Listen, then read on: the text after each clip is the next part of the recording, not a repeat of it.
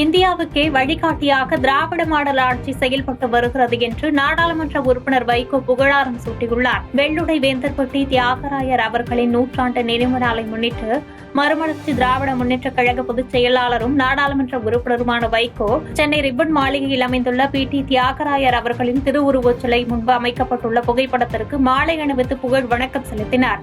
உடன் மறுமலர்ச்சி திராவிட முன்னேற்றக் கழக துணை பொதுச் செயலாளர் மல்லை சத்யா உள்ளிட்டோர் இருந்தனர். அதனைத் தொடர்ந்து செய்தியாளர்களை சந்தித்த மதிமுக பொதுச் செயலாளர் வைகோ மதிய உணவு திட்டத்தை முதலாக அறிமுகப்படுத்தியவர் தியாகராயர் தான் என்று புகழாரம் சூட்டினார். தொடர்ந்து பேசிய அவர், இன்றைக்கு திராவிட மாடல் ஆட்சி முகமாக இந்தியாவுக்கே வழிகாட்டக்கூடிய நல்லாட்சியை முதலமைச்சர் மு.க.ஸ்டாலின் தொடர்ந்து வழங்கி வருகிறார் என்றும் இந்த நல்லாட்சி வருகின்ற 2026ஆம் ஆண்டுக்கு பின்னரும் தொடரும் என்று தெரிவித்தார்.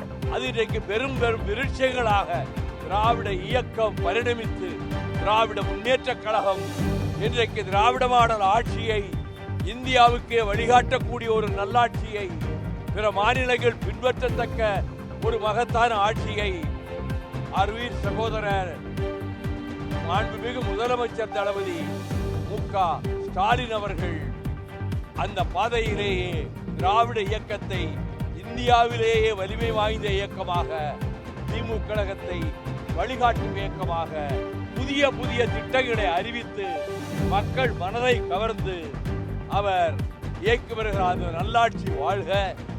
அந்த நல்லாட்சி 26க்கு பின்னரும் அந்த ஆட்சிதான் தொடரும். திராவிட மாடல் ஆட்சிதான் தொடரும்.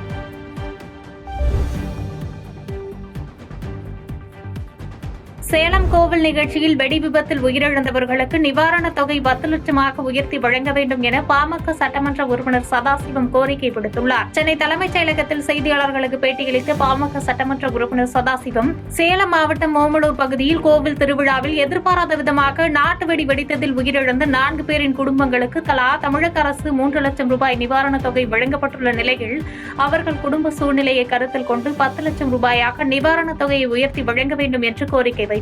இனி வரும் காலங்களில் விழா காலங்களில் வெடிக்கப்படும் பட்டாசிற்கு கட்டுப்பாடுகள் விதிக்கப்பட வேண்டும் என்றும் வலியுறுத்தினார். மேலும் வரும் 11ஆம் தேதி மாமல்லபுரத்தில் பாமக சார்பில் நடைபெறும் சித்திரை முழு நிலவு நிகழ்ச்சிக்கு தமிழ்நாடு போக்குவரத்து துறை சார்பாக பேருந்துகள் வழங்க மறுக்கப்படுவதாக குற்றம் சாட்டினார்.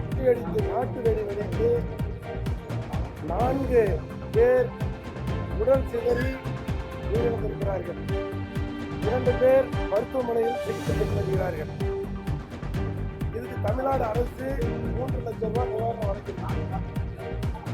இந்த நிவாரணம் 10 லட்சம் ரூபாய வழங்கணுங்கிறது கோரிக்கை. படிக்கிறாங்க, காயம் ஏற்படுது, உயிரிழப்பு ஏற்படுகிறது. அதுல என்னோட கோரிக்கை, தமிழ்நாடு அரசியும் சம்பந்தப்பட்ட அதிகாரியை கேட்டுக்கொள்வதெல்லாம் அந்த திருவிழாக்களில் மற்றது நம்மளுடைய பிறந்த நாள், தீபாவளியில் வெடிக்கிற பட்டாசுக்கு, திருவிழாவில் வெடிக்கிறவங்களுக்கு லைசன்ஸ் கொடுக்கணும். எலக்ட்ரிக்கல் வேலை செய்யறாங்க, பயிற்சி பெற்று அவர்கள் அதை வெடிக்க வேண்டும் என்று அரசு கட்டுப்பாடு விதிக்கலாம்.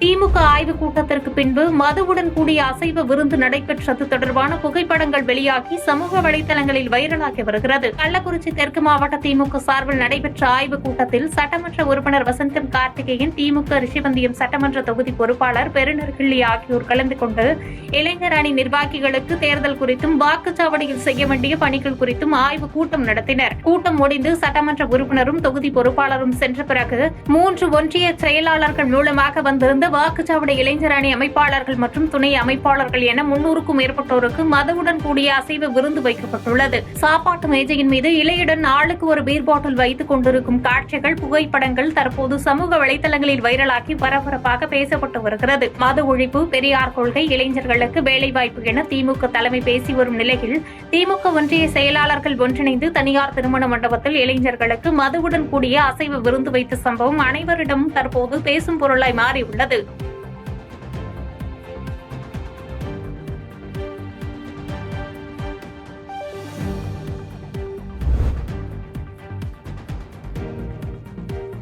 கனியாமூர் பள்ளி கலவரத்தை தடுக்க வந்த சேலம் டிஐஜி அபினவ்குமார் தாக்கப்பட்ட வழக்கு விசாரணைக்காக ஒரே நேரத்தில் 94 பேர் கள்ளக்குறிச்சி நீதிமன்றத்தில் நேரில் ஆஜராகினர். கள்ளக்குறிச்சி மாவட்டம் சின்னசேலம் அருகே கனியாமூர் தனியார் பள்ளி விடுதியில் தங்கி +2 படித்து வந்த மாணவி ஸ்ரீமதி கடந்த 2022ஆம் ஆண்டு ஜூலை மாதம் 13ஆம் தேதி மர்மமாக இறந்தார். அதைத் தொடர்ந்து ஜூலை 17இல் நடந்த போராட்டம் கலவரமாக மாறியது. அப்போது இந்த கலவரத்தை தடுப்பதற்காக சேலத்திலிருந்து டிஐஜி அபினவ்குமார் தலைமையில் 100க்கும் மேற்பட்ட போலீசார் வந்திருந்தனர்.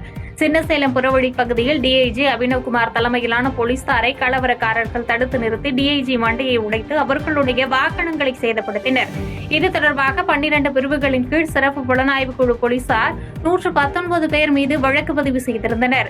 இந்த வழக்கு கள்ளக்குறிச்சி நீதிமன்றத்திற்கு இன்று முதல் முறையாக விசாரணைக்கு வந்தது. அப்போது இந்த வழக்கில் தொடர்புடைய 3 பேர் இறந்துவிட்ட நிலையில் 94 பேர் நீதிமன்றத்தில் ஆஜராகினர். மீதமுள்ள 22 பேர் ஆஜராகவில்லை. அவர்கள் ஆஜராகாததற்கான காரணம் குறித்து அவர்களது தரப்பு வழக்கறிஞர்கள் நீதிமன்றத்தில் மனு தாக்கல் செய்தனர். இந்த வழக்கை விசாரித்த நீதிபதி வழக்கு விசாரணையை வரும் ஜூன் மாதம் 10ஆம் தேதிக்கு ஒத்திவைத்து உத்தரவிட்டுள்ளார்.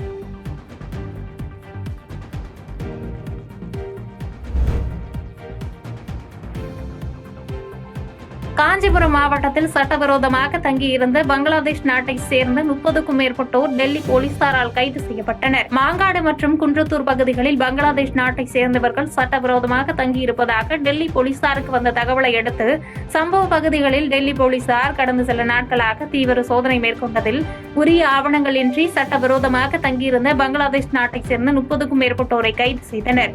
கைது செய்யப்பட்டவர்கள் மாங்காடு அடுத்த கொளப்பாக்கம் பகுதியில் உள்ள சமுதாய நலக்கூடத்தில் தங்க வைக்கப்பட்டுள்ளனர்.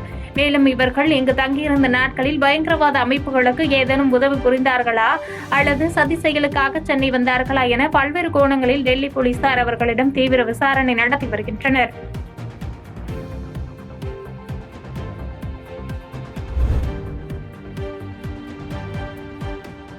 தேர்தல் நேரத்தில் ரூபாய் 11 கோடி கைப்பற்றப்பட்ட வழக்கு தொடர்பாக வேலூர் எம்பி கதிரானந்த் நீதிமன்றத்தில் ஆஜரானார். கடந்த 2019 நாடாளுமன்ற தேர்தல் சமயத்தில் வேலூர் தொகுதியில் வருமான வரித்துறை நடத்திய சோதனையில் திமுக வேட்பாளர் கதிரானந்த் சார்பாக வாக்காளர்களுக்கு பணம் பட்டுவாடா செய்ய இருந்ததாக திமுக பிரமுகர் பூஞ்சோலை சீனிவாசன் என்பவரின் சிமெண்ட் குடோனில் இருந்து ரூபாய் 11 கோடி கைப்பற்றப்பட்டது. பின்னர் தேர்தல் ரத்து செய்யப்பட்டு மீண்டும் நடைபெற்றது. அதில் கதிரானந்த் வெற்றி பெற்றார். இது தொடர்பாக எம்பி கதிரானந்த் அவரின் ஆதரவாளர்கள் பூஞ்சோலை சீனிவாசன், தாமோதரன் ஆகிய 3 பேர் மீதும் காட்பாடி காவல் நிலையத்தில் வழக்கு பதிவு செய்யப்பட்டது. இந்த வழக்கு வேலூர் நீதித்துறை நடுவர் நீதிமன்றம் ஒன்றில் நடைபெற்று வரும் நிலையில் கடந்த 2 வாய்தாக்களுக்கு எம்பி கதிரானந்த் ஆஜராகாததால் இம்முறை கட்டாயம் ஆஜராகும்படி உத்தரவிடப்பட்டிருந்தது. இதையடுத்து இன்று வேலூர் எம்பி கதிரானந்த் நீதிமன்றத்தில் நேரில் ஆஜரானார். வழக்கை விசாரித்த நீதிபதி சரவணன் வழக்கு விசாரணையை வரும் ஜூன் 5ஆம் தேதிக்கு ஒத்திவைத்ததோடு மீண்டும் 5ஆம் தேதி ஆஜராகும்படி உத்தரவிட்டார்.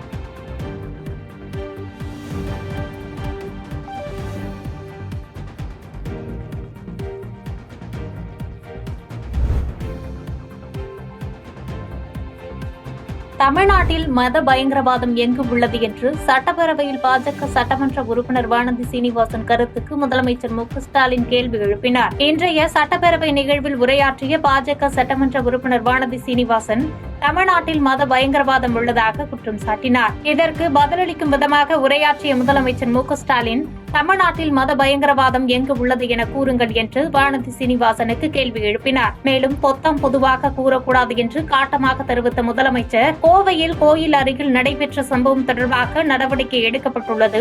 ஆனால் பாஜக ஆட்சியில் உள்ள மாநிலங்களில் என்ன நடக்கிறது என உங்களுக்கு தெரியும். பிரதமர் மோடி இன்னும் மணிப்பூருக்கு செல்லவில்லை என்று குறிப்பிட்டு விமர்சித்தார்.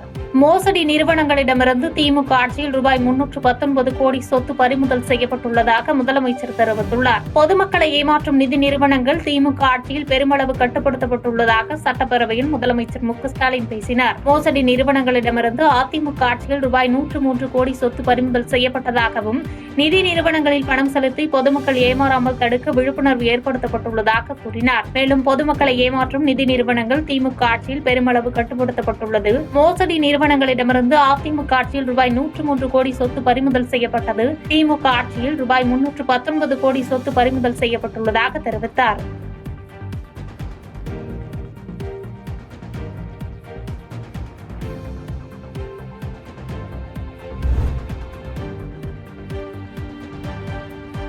மோசடி நிறுவனங்களிடமிருந்து திமுக ஆட்சியில் ரூபாய் 319 கோடி சொத்து பறிமுதல் செய்யப்பட்டுள்ளதாக முதலமைச்சர் தெரிவித்துள்ளார்.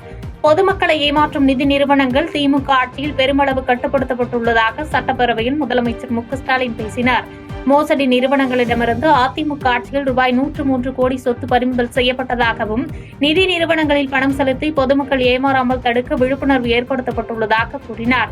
மேலும் பொதுமக்களை ஏமாற்றும் நிதி நிறுவனங்கள் திமுக ஆட்சியில் பெருமளவு கட்டுப்படுத்தப்பட்டுள்ளது. மோசடி நிறுவனங்களிடமிருந்து அதிமுக ஆட்சியில் ரூபாய் 103 கோடி சொத்து பறிமுதல் செய்யப்பட்டது. திமுக ஆட்சியில் ரூபாய் 319 கோடி சொத்து பறிமுதல் செய்யப்பட்டுள்ளதாக தெரிவித்தார்.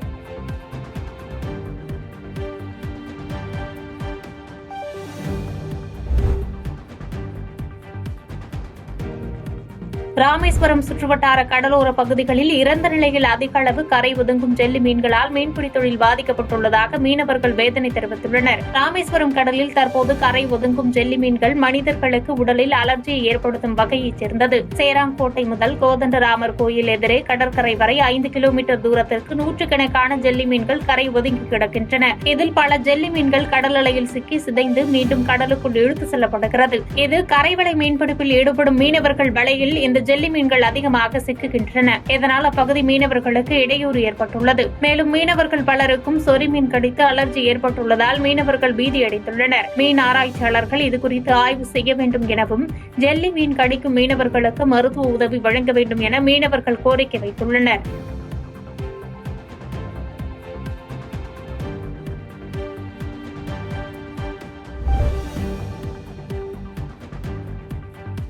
கொள்ளிடம் கூட்டு குடிநீர் திட்ட குழாயில் உடைப்பு ஏற்பட்டு பல லட்சம் லிட்டர் தண்ணீர் வீணாக்கி வருவது பொதுமக்களிடையே குடிநீர் தட்டுப்பாடு அச்சத்தை ஏற்படுத்தியுள்ளது. திருவாரூர் மாவட்டம் கோட்டூர் அருகே உள்ள கொள்ளிடம் கூட்டு குடிநீர் திட்ட குழாயில் உடைப்பு ஏற்பட்டு பல லட்சம் லிட்டர் குடிநீர் தற்போது வீணாக்கி வருகிறது. குறிப்பாக இந்த கொள்ளிடம் கூட்டு குடிநீரை நம்பி பல்வேறு குடும்பங்கள் வசித்து வரும் நிலையில் 1000க்கும் மேற்பட்ட குடும்பங்களுக்கு குடிநீர் தட்டுப்பாடு ஏற்படக்கூடிய சூழ்நிலை வருகிறது.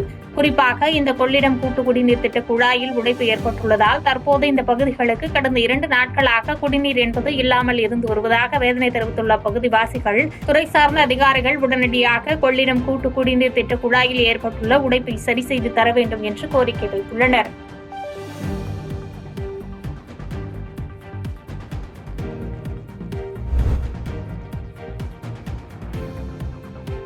மன்னார்குடி அருகே மின் மோட்டாரை இயக்கிய போது எதிர்பாராத விதமாக மின்சாரம் பாய்ந்து சிறுமி உயிரிழந்தது கிராம மக்களிடையே சோகத்தை ஏற்படுத்தியுள்ளது. திருவாரூர் மாவட்டம் மன்னார்குடி அருகே திருமேனி ஏரி கிராமத்தைச் சேர்ந்த ஐயப்பன் மீனா தம்பதியின் 12 வயது மகள் அனுஷ்கா 8ஆம் வகுப்பு தேர்வு எழுதிவிட்டு தற்போது விடுமுறை காலத்தில் வீட்டின் பின்புறம் இருந்த மின் மோட்டாரை இயக்குவதற்காக சுவிட்சை ஆன் செய்த போது எதிர்பாராத விதமாக அனுஷ்கா மீது மின்சாரம் பாய்ந்தது. சிறுமியின் அலறல் சத்தம் கேட்டு உறவினர்கள் ஓடிவந்து அனுஷ்காவை மீட்டு சிகிச்சைக்காக மன்னார்குடியில் உள்ள அரசு மாவட்ட தலைமை மருத்துவமனைக்கு கொண்டு சென்றனர். அங்கு மருத்துவர்கள் சிறுமிக்கு தீவிர சிகிச்சை அளித்த நிலையில் சிகிச்சை பலனின்றி சிறுமி அனுஷ்கா உயிரிழந்தார். விபத்துக்கான காரணம் குறித்து திருமக்கோட்டை போலீசார் விசாரணை மேற்கொண்டு வருகின்றனர். சிறுமி உயிரிழந்ததை அறிந்த அவரது உறவினர்கள் மருத்துவமனையில் கூடி கண்ணீர் விட்டு கதறி அழுதது காண்போரை சோகத்தில் அழுத்தியது.